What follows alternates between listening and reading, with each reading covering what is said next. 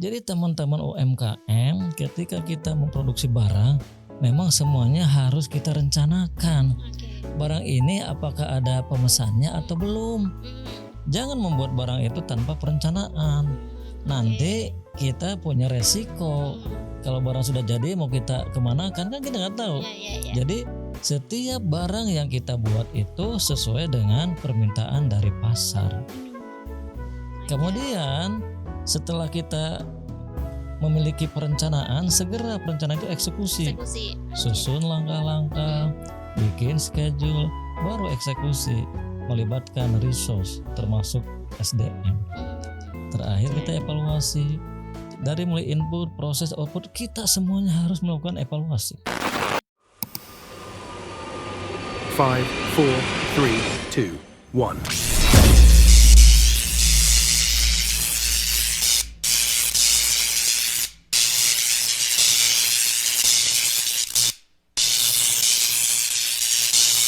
Elko Entrepreneurship, solusi bisnis UMKM. Assalamualaikum warahmatullahi wabarakatuh. Sobat UMKM, kalau kamu nih ya bisa bikin satu barang yang enggak cuma berguna tapi juga bikin orang tuh pengen beli, apa yang bakal kamu buat? Ayo. Nah, hari ini nih kita bakal ngebongkar bukan cuma cara membuat barang tapi cara elok, yang artinya bukan asal jadi gitu ya, tapi punya nilai value, daya tarik dan keunikan yang bisa jadi pintu masuk ke dunia bisnis kreatif. Ini bukan soal bikin barang mahal atau canggih nih. Ini soal mindset, proses, dan detail kecil yang bikin karya kamu beda dari yang lain. Selamat datang kembali di podcast Elko Entrepreneurship, solusi bisnis UMKM, dan yang pastinya masih bersama saya Lisna Gustiani yang akan menemani sobat UMKM dalam episode hari ini. Oke, pastinya kita bakal ngobrol sama narasumber kita, siapa lagi jika bukan Bapak Dr. Haji Yusuf Tajiri. Langsung saja kita sapa beliau. Assalamualaikum Bapak. Waalaikumsalam warahmatullahi wabarakatuh. Alhamdulillah. Bapak sebelumnya terima kasih nih Pak, di tengah kesibukan Bapak masih mau sharing ilmu bersama Lisna dan juga sobat UMKM yang sedang menonton. Ya, tidak apa-apa. Mudah-mudahan dengan ilmu yang saya sampaikan kepada teman-teman semua, justru ini menjadi sumber inspirasi. Coba, amin, insya Allah. Nah Pak, di hari ini kita tuh mau tahu gitu Pak, gimana sih cara buat produk gitu atau barang yang elok gitu Pak. Jadi gimana sih Pak cara, kan kalau harus membuat barang itu Pak pasti ada bahannya ya Pak. Ya. Nah gimana sih Pak cara menentukan bahan baku dan bahan yang lainnya gitu Pak? Ya, terima kasih. Mungkin teman-teman khususnya yang sudah memahami tentang manajemen operasional ini sudah tidak asing. Teori ini akan menuntun kita bagaimana kita bisa membuat barang, dan barang ini memang betul-betul unik. Oke. Karena unik sehingga konsumen itu bukan lagi puas, malah dengan keunikan yang kita sampaikan kepada konsumen itu, konsumen merasa benar-benar terlampaui harapan-harapannya. Kan itu sebetulnya ending terakhir dari rencana produksi kita itu, supaya barang kita itu bukan hanya sekedar memenuhi, memuaskan, bukan, tapi melampaui. Oke. Nah, saya menggunakan teori Porter tentang rantai nilai. Rantai nilai. Ada sebuah rantai yang akan membentuk nilai, dan rantai ini satu sama lain saling menguatkan, tidak terpisah. Oke. Jadi teman-teman semua, kalau kita ingin memproduksi barang agar barang itu bisa menyenangkan konsumen, pertama, yang namanya produksi itu kan kita harus mengadakan input, bahan-bahan masukan yang akan kita olah. Yang menjadi masalah bagaimana kita bisa mendapatkan suplai bahan baku dan bahan-bahan lain sebagai input yang punya kualitas, dan kualitas itu memang konsisten. Nah iya Pak. Kan kadang-kadang hari ini disuplai bahan baku memang kualitasnya sesuai. Besok atau lusa biasanya UMKM suka mendapatkan suplai bahan baku yang tidak sesuai dengan yang sudah dikirim sebelumnya. Kalau tidak sesuai, ini jelas akan mengganggu proses produksi selanjutnya. Jadi langkah pertama itu kita harus bisa menentukan mana supplier yang siap mensuplai bahan baku kepada kita dengan kualitas yang konsisten. Oh, oke. Kumaha oke, carana oke, oke. ta kan? Oke. Kita harus mencari. Tidak asal supplier. Supplier mungkin banyak, tetapi supplier yang bisa membantu kita untuk meningkatkan kualitas produksi semakin terus bernilai, tentu kita harus mendapatkan supplier yang punya komitmen. Punya komitmen. Tapi supplier supaya bisa berkomitmen kepada kita, kita juga harus komitmen kepada supplier. Artinya saling menguntungkan. Iya. Supplier mensuplai bahan baku sesuai kebutuhan kita, kita juga harus bisa memenuhi apa yang menjadi kewajiban kita kepada supplier, membayar tepat waktu. Iya. Atau mungkin kita misalnya memberikan DP.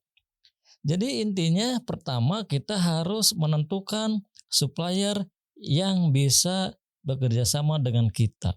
Oke. Nah ini susah. Bagaimana caranya? Kita harus kalau bisa misalnya teman-teman UMKM itu mengadakan sebagai partner usaha itu sebuah perjanjian. Jadi semuanya kita bikin perjanjian yang tertulis. Oh. Bagaimana caranya supaya supplier itu bisa mensuplai, menyediakan, mengadakan bahan baku dengan kualitas yang kita minta. Dan itu konsisten, tidak berubah-ubah. Oke. Nah ini merupakan PR pertama bagi UMKM.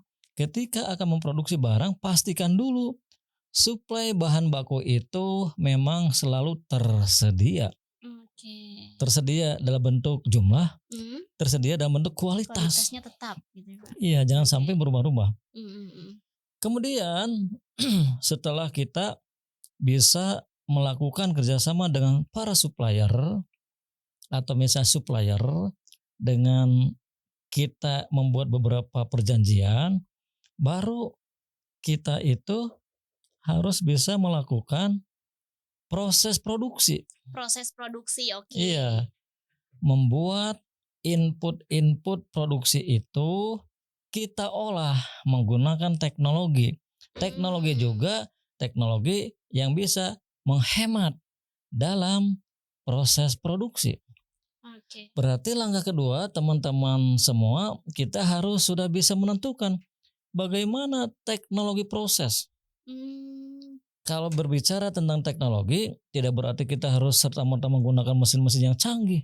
Oh. Tidak begitu. Oh gitu, Pak. Ada sebuah teknik walaupun kita menggunakan peralatan yang sederhana karena kita masih skup usaha mikro kecil, tetapi alat tersebut bisa mengantarkan proses barang-barang itu menjadi barang yang sesuai dengan karakteristik yang konsumen minta.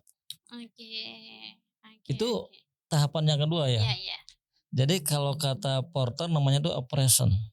Yang pertama logistik masuk, pastikan suplai bahan baku dari supplier itu memang selalu tersedia. Yang kedua, kalau sudah tersedia baru kita melakukan kegiatan produksi. Produksi menggunakan teknologi. Teknologi itu sesuaikan dengan kemampuan yang kita miliki. Jangan begini, mentang-mentang sekarang teknologi itu sudah canggih. Padahal oleh kita UMKM teknologi itu belum kepanggih. Can kapenak. Udahlah kita menggunakan cara-cara sederhana tetapi tetap hasilnya itu sesuai dengan harapan konsumen. Jadi teknologi yang kita rancang itu harus selalu mengacu kepada hasil yang konsumen inginkan. Teknologi. Jadi jangan punya pikiran setiap teknologi itu harus canggih. Jangan. Jadi teknologi itu sebuah teknik yang bisa mengolah bahan baku dari input menjadi output, tetapi hasilnya itu sesuai dengan harapan konsumen. Iya. Oke, siap. Yang ketiga itu ada yang namanya logistik keluar. Logistik. Tugas UMKM itu ketika bahan baku sudah kita proses menggunakan teknologi sesuai dengan kemampuan kita, Mm, kemudian sekarang kan hasil dalam bentuk bahan barang jadi. mm, Nah, tugas kita barang jadi itu harus segera kita sampaikan kepada konsumen. mm, Jadi di sini UMKM itu harus memiliki kemampuan bagaimana bahan jadi yang sudah kita miliki itu bisa segera kita distribusikan kepada konsumen. Oke, oke. Jadi tugas yang keempat selanjutnya, UMKM itu harus bisa memasarkan barang kepada konsumen dengan memberikan berbagai macam pelayanan. Mm, Jadi kegiatan marketing, kegiatan penjualan, terakhir kita harus berani memberikan pelayanan. oke. Ini kata Porter merupakan kegiatan primer.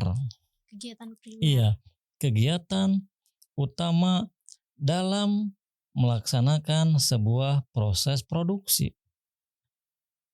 Saya ulangi ya. Mm, Pertama, kita memastikan memiliki supplier yang konsisten untuk menyediakan, menyiapkan bahan-bahan yang kita butuhkan. Yang kedua, kita memproses menggunakan teknologi sesuai dengan kemampuan kita, sesuai dengan ukuran usaha kita. Yang ketiga, sesudah barang jadi kita hasilkan, tugas kita bagaimana sesegera mungkin barang itu kita distribusikan kepada konsumen. konsumen.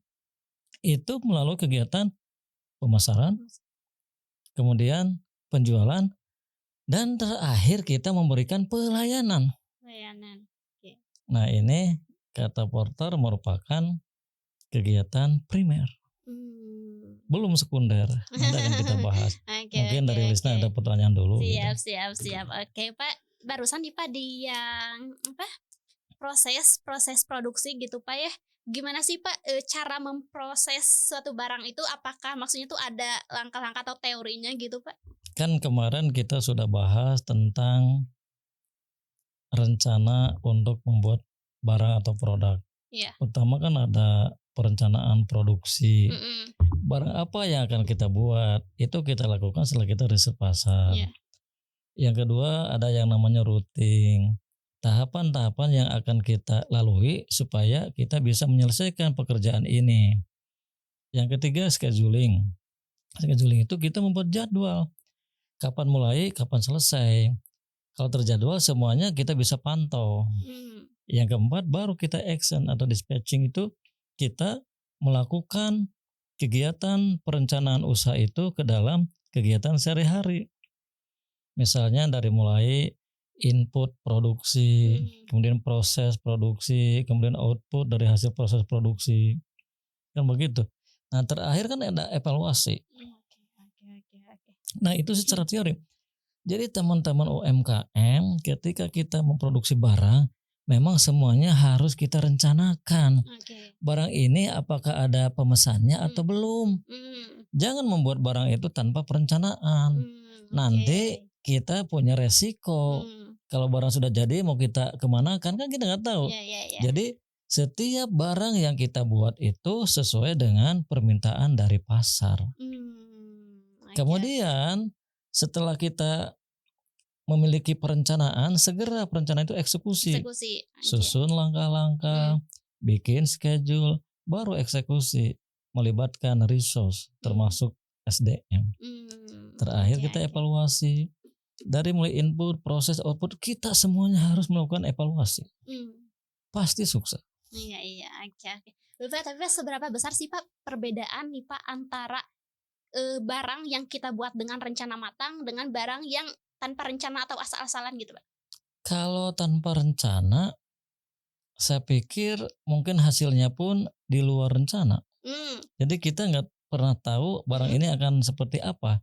Kalau kebetulan bagus ya mungkin eta mah rezekina ya. Tapi rata-rata kalau tanpa rencana itu hasilnya memang tidak bagus. Kenapa? Tidak ada acuan. Oke. Iya. Siap. Oke. Terus juga tadi kan Pak di yang ketiga itu kan kalau barang sudah jadi sesegera atau secepat mungkin didistribusikan ke konsumen ya Pak. Iya Nah betul. Pak, pas proses distribusi itu Pak gimana sih Pak cara menyampaikan barang ke konsumen? Maksudnya tuh apakah ada cara-caranya tuh banyak atau gimana tuh? Nah, ini kan merupakan bagian dari supply chain. Hmm. Jadi bagaimana caranya kita menyampaikan atau memindahkan barang dari perusahaan kepada konsumen? Hmm. Apakah level 1 itu direct dari produsen langsung kepada konsumen, Oh, oke atau oke. kita menggunakan beberapa channel aliran atau saluran distribusi? Hmm.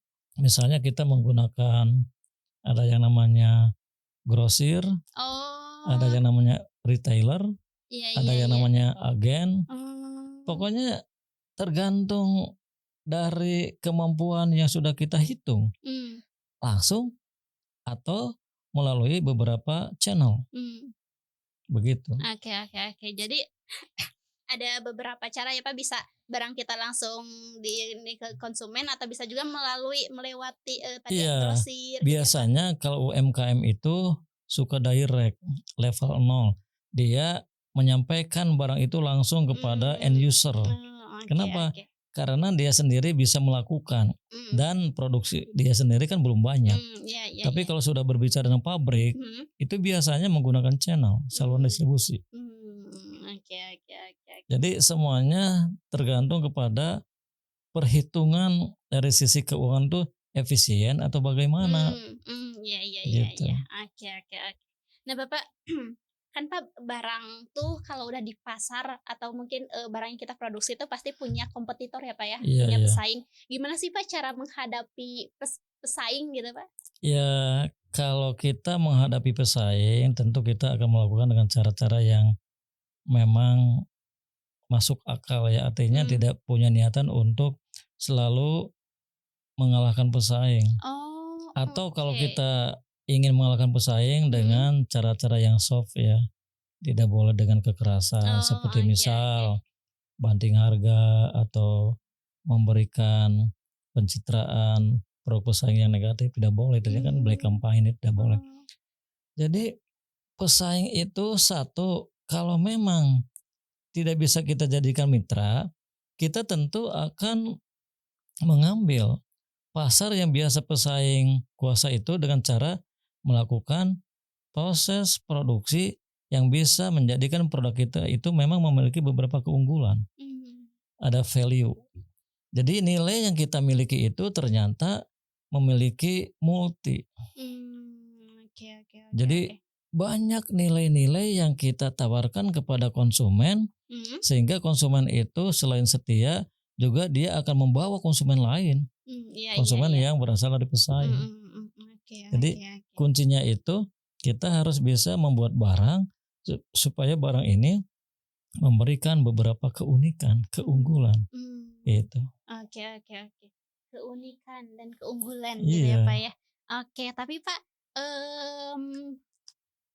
bagaimana menyeimbangkan antara fungsi dan keindahan atau keunikan dalam suatu produk? Jadi, kita lebih pentingkan fungsinya nih atau keunikan dan keindahan produknya gitu, Pak? Jadi maksudnya keunikan itu juga bisa terdapat pada fungsi-fungsi. Kan fungsi produk Oke itu oke. ada yang bersifat Mhm.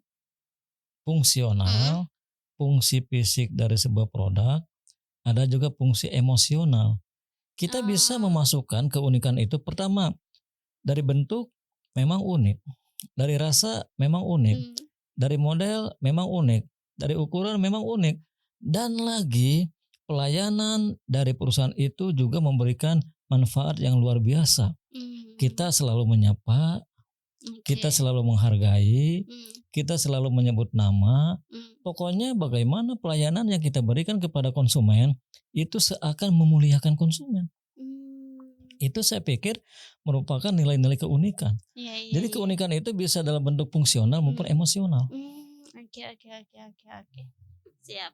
Terus Pak, mmm, tadi nih Pak ngobrolin banting harga nih Pak, saya tuh Iya iya. penasaran, itu teh emang nggak boleh Pak banting harga? Ya kalau banting harga itu artinya dia menjual pada standar harga yang memang tidak wajar. Berarti dia itu akan menjatuhkan para pesaing sekalipun memang dia juga jatuh. Tapi karena dia mungkin perusahaan besar, kemudian harga pertama dia jatuhkan dulu, baru setelah pesaing misalnya mundur, dia kembali menormalkan harga atau bagaimana ya. Oh. Nah itu saya pikir kan Iya, tidak elok Iya, ya. iya, betul, betul, betul. Oke. Tadi Lisna pikir kenapa gak boleh banting harga? Soalnya kan kalau banting harga bakal dia juga yang rugi. Kirain teh gitu, Pak. Betul. Oke. Banting harga itu tergantung perusahaannya itu ukuran mikro, kecil, menengah atau besar. Bagi perusahaan besar, kalau memang dia kurang bisa menghadapi para pesaing yang lebih lincah, dia pertama akan dulu menjatuhkan harga. Setelah para pesaing tidak punya kekuatan, baru dia kembali menormalkan harga. Kan berarti itu tidak fair. Oke. Oke, terjawab sudah rasa penasaran saya tadi tentang banting harga. Iya. Oke, Pak, mungkin sekarang kembali lagi nih Pak ke tadi menjaga kualitas, Pak ya. Iya. Menjaga kualitas salah satunya itu kan dari bahan baku, gimana kita caranya mendapatkan supplier bahan baku yang dia tuh komitmen menyediakan dan juga kualitasnya tetap gitu Pak ya. Nah Pak, selain itu Pak, gimana sih Pak cara menjaga konsistensi kualitas produk yang kita buat? Ya, selain bahan baku harus betul-betul selalu tersedia dalam kuantitas, dalam kualitas, juga proses produksi itu jangan sampai banyak yang gagal. Dengan kata lain, kita mungkin mengarah kepada zero defect. Produksi yang kita lakukan itu benar-benar terhindar dari berbagai macam kesalahan walaupun kita menggunakan teknologi sesuai dengan ukuran perusahaan kita. Jadi bicara teknologi tidak berarti harus selalu canggih, modern dan sebagainya. Kenapa? Kita mungkin belum saatnya. Kalaupun kita paksakan barangkali tidak efisien. Iya, betul. Efektif tapi tidak efisien. Kita nggak bisa kompetitif. Iya. Oke, karena mungkin kebanyakan nih Pak pemahaman atau perkiraan tentang teknologi itu pasti itu Pak yang canggih-canggih yang benar-benar kekinian, canggih lah gitu Pak. Coba Kebanyakan aja gitu. sekarang misalnya para pengusaha mikro ketika membuat comro menggunakan teknologi mesin yang canggih, harga mesinnya miliaran, tapi outputnya itu misalnya apakah bisa membuat investasi kita itu return dalam waktu dekat? Iya. Wow, senang. Oke, segitu mahal padahal aku tangan oke tiasa. Iya. Nah itu kan efisien, efektif. Oke. Kecuali kalau berbicara tentang memenuhi permintaan yang begitu besar, boleh kita berbicara tentang teknologi yang memang efisien, efektif. Oke. Terus Pak, gimana sih Pak caranya? Tadi kan kalau barang sudah jadi itu harus sesegera atau secepat mungkin didistribusikan atau disampaikan kepada konsumen. Nah Pak, gimana sih Pak agar barang teh sampainya ke konsumen teh sesuai gitu Pak dengan ekspektasi konsumen? Nah makanya bagi UMKM, pengusaha-pengusaha yang masuk kelas mikro, kecil, menengah harus mengukur diri. Kalau kita misalnya menggunakan channel terlalu memberatkan dari sisi biaya, ya langsung saja supaya barang kita itu sesuai dengan harapan waktu konsumen. Artinya tidak terjadi delay atau keterlambatan dalam pengiriman. Iya. Nah itu, jadi kita tentu sebagai UMKM akan mengukur kemampuan dari sisi finansial dan juga akan mengukur sampai sejauh mana tingkat ketepatan waktu dalam menyampaikan atau menuntut pesanan dari konsumen kepada kita. Direct atau menggunakan channel. Tapi biasanya UMKM itu lebih tahu, dia akan direct. Oke. Jumlahnya masih sedikit. Berarti Pak, cara mengevaluasi atau apa ya istilahnya tuh indikator keberhasilan bahwa barang kita itu elok atau memuaskan konsumen sesuai ekspektasi konsumen, indikatornya kita dari mana banyak Pak? order. Oke. Jadi kalau kita ingin banyak order, sekali lagi permintaan konsumen itu coba atuh puaskan. Oke. Pengiriman tepat waktu barejeng barangnya itu memang memiliki banyak keunikan. Oke, siap. Aduh. Oke, sahabat UMKM nih kita udah membahas banyak ya sama Bapak tentang cara gitu membuat barang ya yang elok gitu. Bapak terima kasih untuk hari ini. Sepertinya Sama-sama. untuk episode hari ini kita sampai di sini dulu Pak. Iya, Kita iya, iya. bertemu lagi di episode selanjutnya dengan tema-tema yang lebih seru pastinya Pak. Insya Allah. Oke. Terima kasih Bapak, sehat-sehat, bahagia selalu, dan jangan bosan sharing ilmu Amin. sama Lisna dan juga sobat UMKM-nya Pak. Insya Allah tidak akan pernah bosan. Karena saya Siap. juga kan belajar dari teman-teman UMKM Oke, lewat oke. komentar. Iya betul. Oke, nah buat sobat UMKM juga ya, terima kasih yang sudah menonton episode hari ini. Semoga banyak hal positif yang dapat diambil dari perbincangan saya dengan Bapak. Terus juga jangan lupa untuk subscribe channel YouTube Elko Entrepreneurship ya, dan juga aktifin tombol loncengnya agar ketika ada video baru, sobat UMKM akan dapat notifikasinya ya, biar enggak ketinggalan. Terus juga jangan lupa komen di bawah nih yang punya permasalahan terkait bisnisnya. Nanti akan saya bantu pertanyakan ke Bapak. Jangan lupa juga untuk like video ini dan juga share ke semua sosial media kalian ya. Oke, Lisna Kira untuk episode hari ini sekian terlebih dahulu. Saya Lisna Gustiani pamit undur diri. Elko Entrepreneurship, solusi bisnis UMKM. Wassalamualaikum warahmatullahi wabarakatuh. Waalaikumsalam warahmatullahi wabarakatuh.